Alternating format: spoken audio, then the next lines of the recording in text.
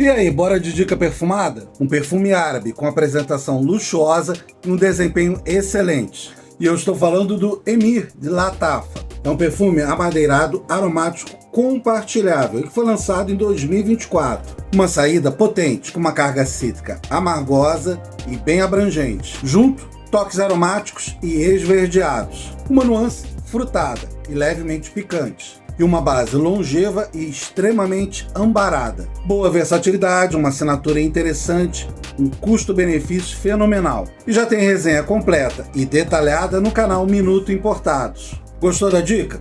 Quer adquirir perfumes importados originais com entrega rápida para todo o Brasil? Então sigam a Barone Parfum, que é parceira aqui do canal, e fiquem por dentro das novidades, promoções e lançamentos. E aí, vamos nessa? Então bora se perfumar!